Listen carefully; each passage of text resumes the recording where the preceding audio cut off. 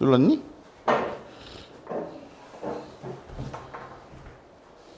어차피 앞부분이야 못 자르면 되니까. 자, 봅시다. 우리 이제 주어 목적어를 지나서 보어로 갑니다. 보어의 이해.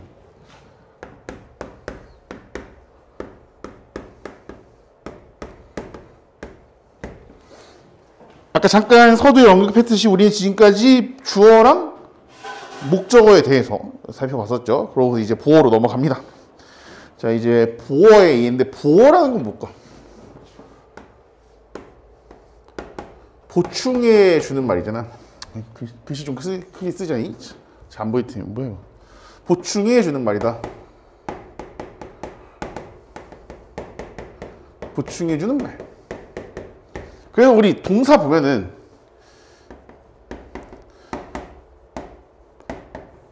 보어가 없는 동사가 있고 있는 동사가 있었어. 그래서 보어가 없는 동사를 뭐라고 불렀을까? 혹시 생각나니? 어떤 동사라고 불렀어? 보어가 없이 자기 혼자 있는 완전 동사라는 말 썼을 거야, 그렇지? 보어가 있는 동사는 보충을 해줘야 되는 거잖아. 불완전이라고 부르죠.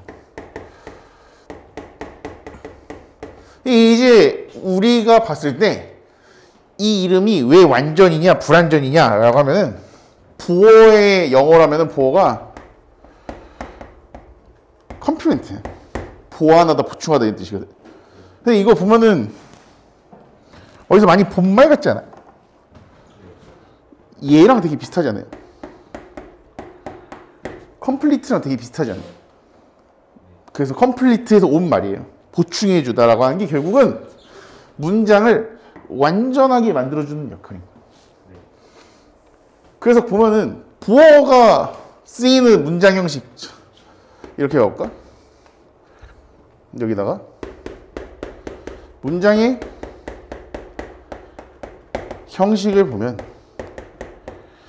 이 형식 같은 경우에는 주어랑 동사가 있고 이 형식 같은 경우에는 주어 동사에 보어가 있고 3형식 같은 경우에는 주어 동사 목적어 4형식 같은 경우에는 목적어가 2개 5형식 같은 경우에는 주어 동사에 목적어에 보어까지 나오겠지. 자, 그러면은 이 형식의 보어는 누굴 설명해 주는 걸까? 그렇죠. 주어를 설명해 준다. 그래서 이런 보어를 뭐라고 부른다? 우리는 주어를 설명해 주는 주격 보어라고 부른다. 자, 그러면은 주어를 설명해 주는 거는 이 형식에서 나왔잖아. 그 5형식의 보어는 누구 설명해 주는 걸까? 그렇죠. 목적어를 설명해 준다. 그래서 목적격 보어다. 이것을 통해서 보어라고 하는 게 뭘 설명해 준다는 거 알 수 있을까? 첫 번째, 주어를 설명해 주고 두 번째,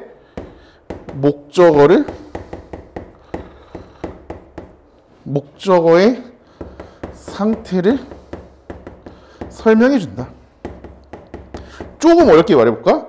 불완전한 주어나 목적어를 완전하게 만들어주는 역할을 한다라고 하는 거겠지. 자, 그래서 보면은 우리 가서 113번 문장 보면은 주어는 보어다라고 하는 건 결국 이형식 문장에 대한 얘기겠죠, 그렇죠? 이형식 문장이 거기 나와 있는 문장이 거의 대부분 이형식 문장일 거야. 이형식 문장이기 때문에 그 부분에 대해서도 조금 신경을 써서 해석을 하면 좋겠죠. 그렇죠? 그리고 이제 보어랑 관련된 거니까 문장 성분을 표시하되 주어, 동사, 목적어도 중요하지만 보어가 어떤 건지에 대해서도 좀 고민을 해보면 좋겠죠. 자, 그러면 봅시다.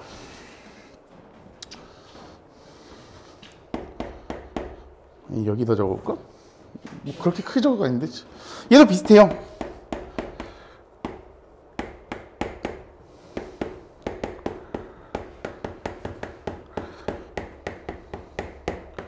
뭐라고 적었을까? 보어가 될 수 있는 것.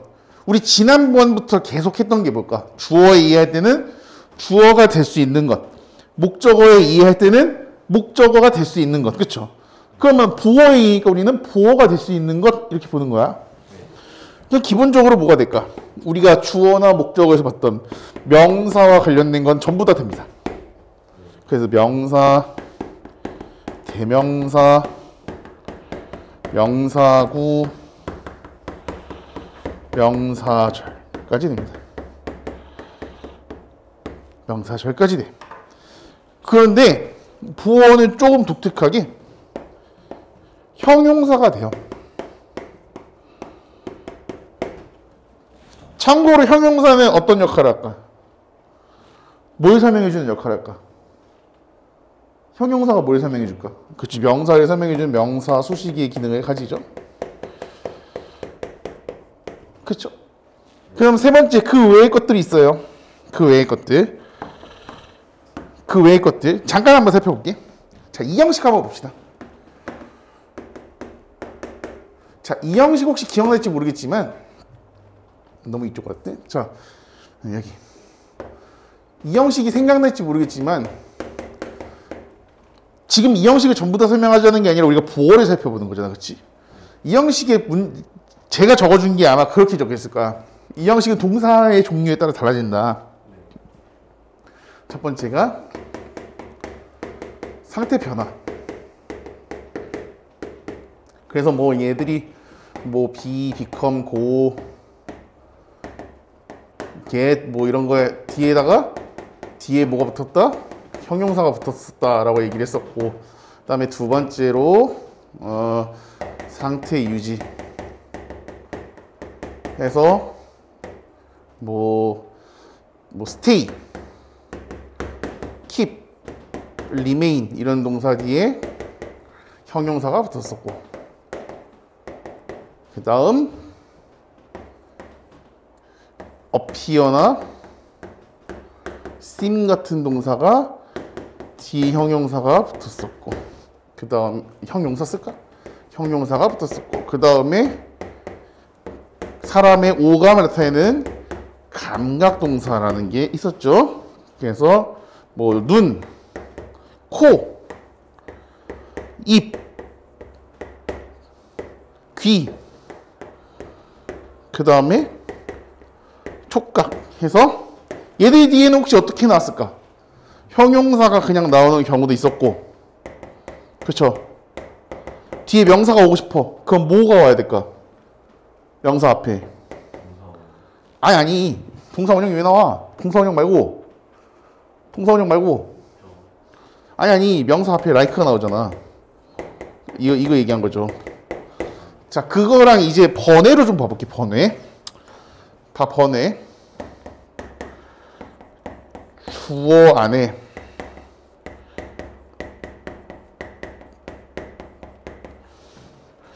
관계대명사 문장. 근데 이제 관계대명사 문장이란 말이 기니까 그냥 이렇게 써볼게. 관계대명사 절이 있으면 주격보로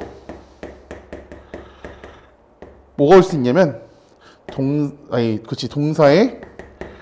원형이 올 수 있어. 올 수 있다. 이게 첫 번째. 자, 그리고 두 번째는 이런 얘기를 한번 해보려고 해. 두 번째.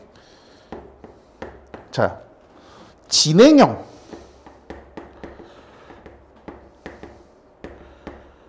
수동태 이런 애들. 본질적으로 보면 진행형은 우리가 어떻게 써줄까? 비동사 뒤에 현재 분사를 쓰죠.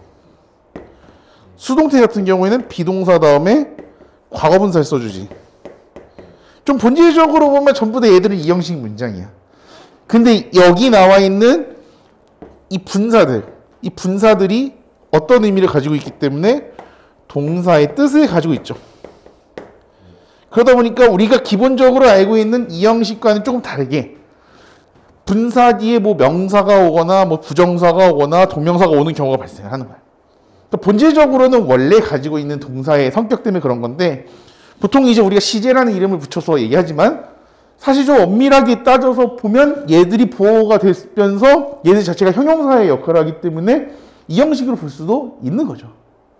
그렇죠? 뭐 이 정도로 이 형식은 부어를 측면으로 봤을 때는 이렇게 정리할 수 있을 것 같아. 요 내용이 좀 중요해. 어법 문제에서 틀린 거로 가끔 나오거든. 그런 문장이 혹시 있나 한번 봐볼게요. 혹시 있나? 여기는 뭐 따로 없네. 저기 있네요.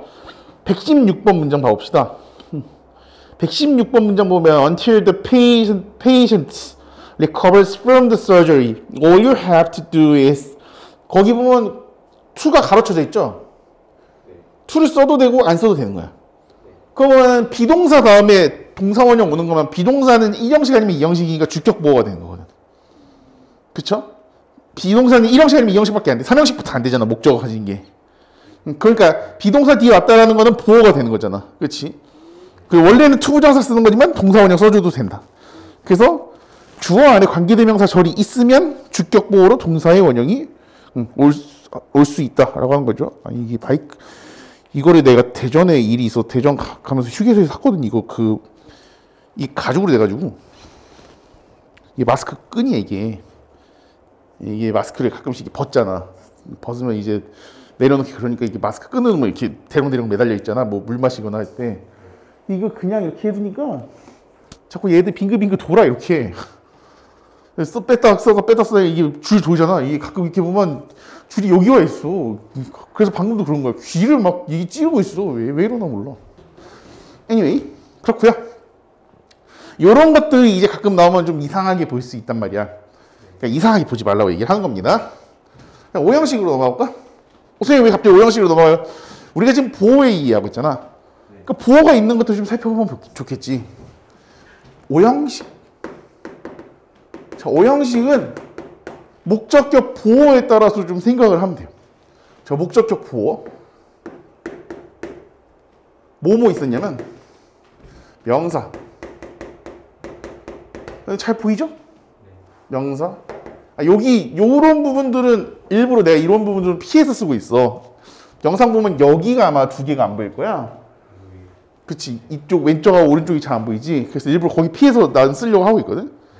자, 명사, 형용사, 그 다음에 투부정사, 그 다음에 동사원형,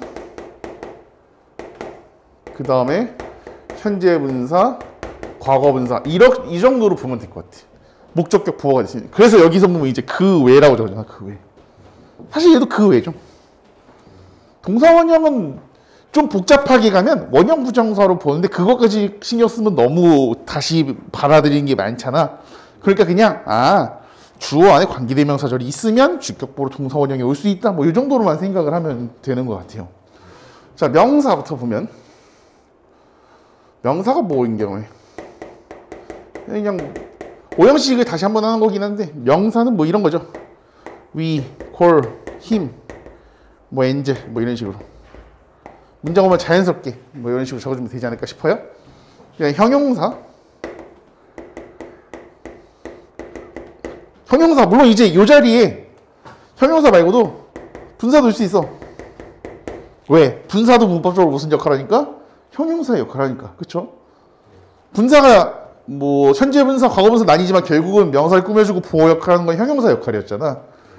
이 분사를 쓰는 경우에는 뭐 이렇게 보면 될 것 같아. 분사 같은 경우에는 목적어와의 관계를 따져야 돼. 좀 이따가 얘기할 능동과 수동의 관계에 대한 거죠. 그래서 이런 동사들이 뭐가 있냐? make, find, keep, live. 뭐 우리 얼마 전에 봤던 believe, 뭐 think 이런 애들도 이제는 좀 알아두면 괜찮겠죠. 목적어가 나오고 목적어를 설명해주는 목적보호로 형용사가 등장을 하더라고요. 그리고 이제 이 명사보호랑 형용사보호에서 뭐가 많이 나오냐면 가목적어가 많이 등장을 해요. 명사보호나 형용사보호일 때. 보통 이제 보면은 거의 대부분이겠지. 그치? 부정사나 동사원형 빼면은 거의 대부분 명사, 형용사 안에 들어가니까. 그렇게 알아두시면 되고, 그 다음에 세 번째. 투부정사. 얘는 이제 동사로 봐야 되는 거죠. 그래서 쭉 동사 많았잖아. 뭐, 에스크, 어드바이스, 그 다음에 뭐, allow, expect, enable, encourage, 그 다음에 뭐 force, 컴펠이란 동사도 요즘 가끔 나와요. 컴펠, 그 다음에 뭐 모티베이트, 뭐 리퀘스트, 리콰이어, 원트, 뭐 텔, 리드, 엄청 많아. 이런 동사들이 있고 목적어 있고 부정사가 나온다. 이게 다예요. 이런 동사들의 이 부정사 보호가 온다는 거, 이게 좀 중요했었죠. 그 다음에 뭐 이렇게 볼 수 있겠네. 4번 동사 원형, 5번 뭐 5번이라고 하는 것도 웃기긴 해. 묶어서 보면 뭐 첫 번째 사역 동사가 있었다.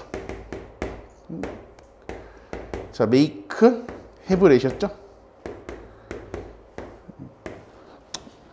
목적어 나오고, 목적어가 직접 하는 능동의 주체인 경우에는 목적어를 설명해주는 보호로 뭐가 등장한다? 동사의 원형이 등장한다. 그렇지. 되어지는 수동의 관계에서는 목적어를 설명해주는 보호로 뭐가 등장한다? 과거 분사가 출현한다. 자, 그리고 이런 애들이 있었죠. 여기에 더불어서 형식상의 준사역 동사 뭐가 있었을까? 그렇지. 자, 형식상이니까 뭐가 같았어? 문법적인 껍데기 같았죠? 의미는 다르고, 그 다음에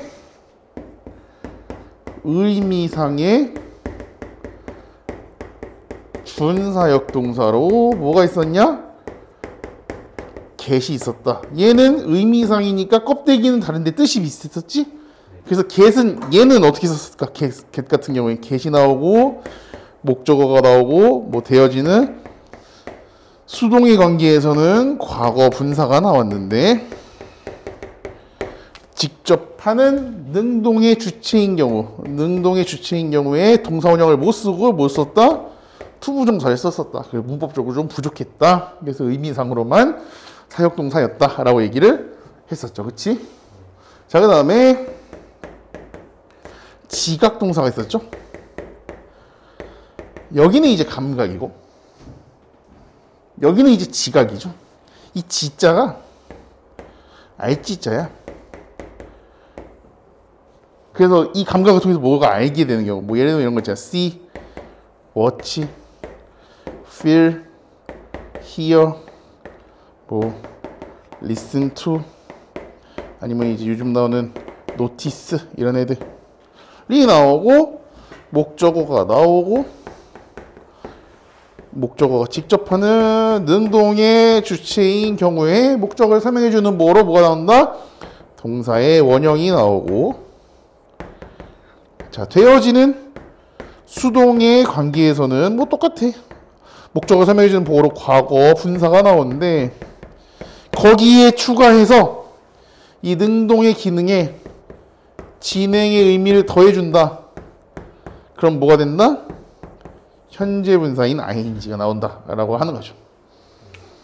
그래서 이제 간단하게 문장 형식에 대해서 살펴봤고, 결국 이제 보어를 크게 보면은 이렇게 볼 수 있을 것 같아. 이 형식에서 쓰이는 보어, 오 형식에서 쓰이는 보어, 이렇게 볼 수 있을 것 같고요.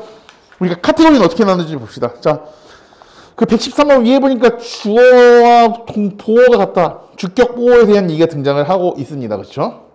자, 그리고 이제 120번 문장 위를 보면은 목적어와 보어는 같다. 그러니까 목적격 보어다라고 하는 걸 알 수가 있겠네. 자, 그 다음 124번 문장 위를 보면은 주어나 목적어의 상태나 성질이라고 얘기를 하는데요. 뭐 여기서 보면은 항상 여기 안에 그 외가 있잖아. 그 외이죠, 그 외. 그래서 여기서 이제 뭐가 등장하냐면 형용사적 수식어구라는 게 등장을 합니다. 우리가 부정사일 때 혹시 생각날지 모르겠는데, 부정사에서도 보면은 그런 게 있었죠. 명사적 용법, 형용사적 용법, 부사적 용법, 이런 게 있었지. 그냥 혹시 생각나는지 모르겠는데 이 적이 목적 적자라고 했잖아. 이 적이 그래서 목적 적자고 영어로 하면 like라고 했지. 뭐뭐처럼이라고 했잖아. 그러면 형용사적 수식어구는 뭘까? 원래 형용사가 아닌데 형용사처럼 쓰이는 수식어구다 이런 거야. 대표적으로 뭐가 있냐면 형용사적 수식어구에 대표적으로 뭐가 있냐? 전치사 명사구가 있어요. 전치사 명사. 그래서 얘를 줄여서 뭐라고 하냐면 전명구라고 불러. 혹시 학교에서 전명구 이러면은 당황하지 말고 아 전치사 명사구를 얘기하는구나 라고 생각을 하면 돼. 그래서 보면은 이 얘기 왜 하냐면 그런 거야. 126번 문장 봐볼게요. 126번 보면은 Success isn't about how much money you make 이렇게 나와 있죠. 여기서는 about부터 시작되는 요 전치사구가 형용사처럼 쓰이게 되는 거야. 얘는 이제 형용사적이라고 할 수 있는 뭐냐면 형용사적이라고 하면은 형용사의 역할. 첫 번째 명사를 수식해주고 두 번째 보어의 역할을 해주는 건데 문법상으로 원래 안 되죠. 무슨 말이냐면 원래대로 하면 about부터 시작하는 그 어구는 부사가 맞아. 근데 보면은 Success isn't about how much money you make 하면 about부터 시작되는 내용이 결국 지금 의미상으로 무슨 역할을 해요? 주어인 success에 대한 설명을 해주고 있는 거지. 그렇기 때문에 여기서는 상태나 성질을 설명해 주기 때문에 보어로 취급을 해주는 거야. 그러니까 우리가 그런 거야. 형식상의 준사역 동사, 의미상의 준사역 동사 이렇게 얘기를 했을 때 help는 사실 사역 동사는 아니잖아. 근데 그냥 우리가 문법상으로 비슷하니까 형식상의 준사역 동사 이렇게 쓰이는 거 아니야. 부정사도 마찬가지죠. 부정사는 엄밀하게 말하면 뭔가 품사가 정해져 있진 않아. 근데 이걸 우리가 정한 거야. 아, 이만큼 쓰이는 거를 우리가 명사처럼 쓰이자고 하자. 그래서 명사로 분리를 해주는 거야. 이만큼 쓰이는 걸 우리가 형용사라고 하자. 그래서 형용사로 분리해 주는 거고 이만큼 쓰이는 거를 얘는 부사처럼 쓰니까 부사로 하자. 이렇게 얘기해 주는 거야.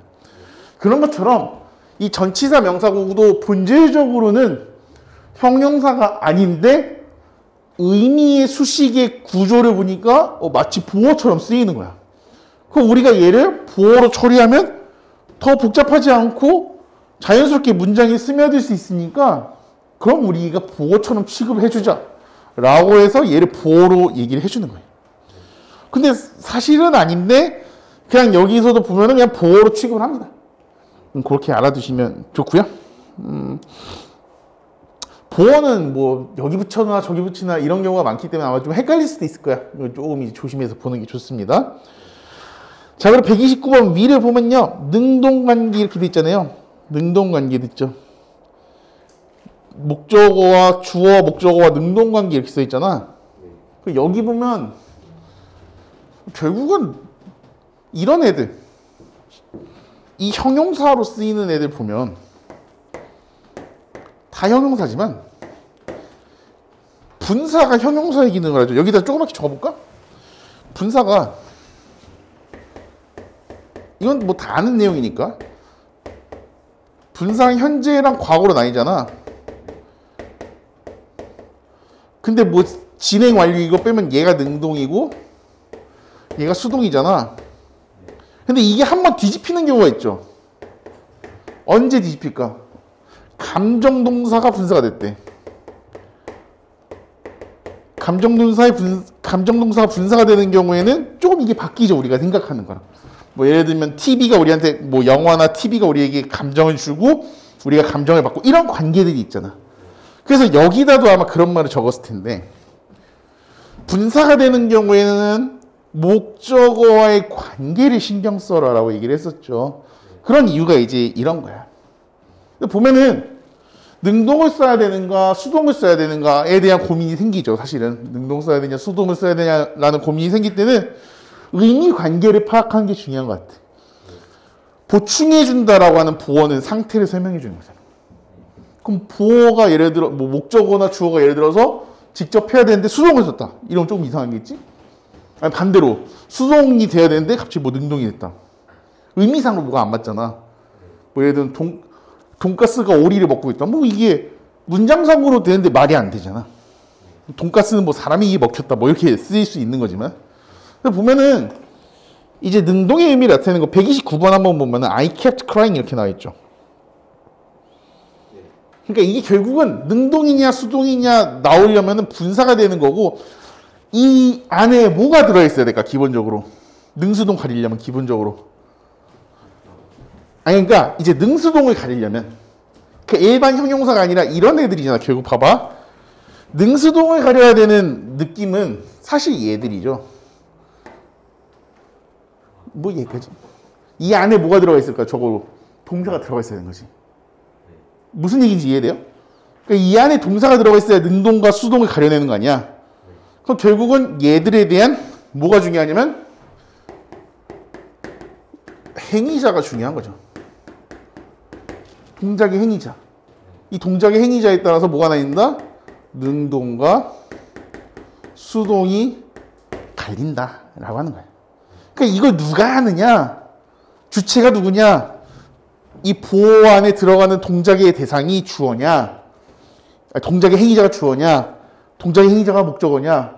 이 둘의 관계가 결국은 능동과 수동을 만들어낸다라고 볼 수 있는 거겠네. 그래서 여기서는 이제 능동 관계에 대한 얘기들을 쭉 하고 있고 그 뒤로 넘어가면 138번 문장 위를 보면은 목적어와 수동 관계라고 되어져 있는데 자 138번 문장 보면 이런 게 나와요. umpires 이렇게 나오고 they go practically unnoticed 이렇게 나오죠. 그 다음에 noticed가 나왔어. 고라는 동사는 형용사가 뒤에 붙으면 뭐뭐의 지다라는 뜻으로 뜻이 바뀌어. 그러면 얘도 결국은 이 형식으로 쓰였는데 주어가 돼인데 notice가 주목을 하다는데 주목을 받지 못했다. 그러니까 관계가 주어가 받는 대상이잖아. 그래서 여기서 수동으로 가는 거라고요. 그러니까 본질적으로 우리가 이제 어떻게 생각하면 되냐면 우리 교재에서는 능동과 수동으로 나오지만 결국은 의미 관계를 어떻게 볼 것이냐. 아까 이것도 마찬가지죠. 사실 전치사는 보어는 안 되지. 뭐 이제 통사론에서 뭐 리얼라이제이션을 했을 때 그럴 때나 이제 바뀌는 거지만 펑셔닝이지 이러면서 바뀌는 거지만 그게 아니고서 원래 우리가 알기로 전치사는 명사 형용사가 아니니까 보호가 안 된다고. 근데 의미 관계에 의해서 보호가 된 거죠. 그런 느낌으로 파악하시면 좋을 것 같아요. 그러니까 이제 보호라고 하는 건 결국은 뭐냐면 보충해주는 말이요. 주어나 목적어의 상태를 설명해서 문장을 완전하게 만들어주는 역할을 한다. 그래서 그 동사의 이름이 완전과 불완전이 나왔었다라고 하는 걸 우리가 알 수 있었겠네. 그치? 여기 있는 내용 중에 조금 이제 신기하게 볼만한 내용 그래봐야 여기 있는 요 내용 그리고 여기 있는 이 내용 정도고 사실 여기 있는 모든 내용들은 우리가 이미 문장의 형식이나 뭐 고일하면서 중등부하면서 다 배웠던 내용이야. 뭔가 이제 새로운 내용은 없어. 근데 이게 초점을 부어로 맞춰놓고서 이야기를 풀어내니까 또 이제 이야기가 달라지게 되는 거죠. 우리가 문장 형식으로만 봤을 때는 그냥 이러고 말았던 건데 보어에 집중해서 보니까 해석을 조금 더 디테일하게 할 수 있는 것 같아요. 그런 디테일한 해석을 잘 해야 문장을 빠르게 해석하고 문장을 빠르게 해석해야 결국 어떻게 될까? 정확하게 문제를 풀어낼 수가 있겠죠. 우리가 이제 문법 개간에 다시 공부하는 이유가 내가 매번 누차 이런 이 얘기는 항상 매번 하는 거지만 우리가 이제 문법 개간을 공부하고 이렇게 하는 게 단순하게 어법 문제 3점짜리 맞추려고 하는 게 아니라 빠르게 문장을 해석해서 문제를 조금 더 정확하게 풀기 위한 거죠. 그런 것들 좀 생각하면서 문제 풀면 아마 도움이 되지 않을까 싶습니다. 이해되시죠? 자, 이거 정리하고 다 정리하면 잠깐 쉬어갈게요.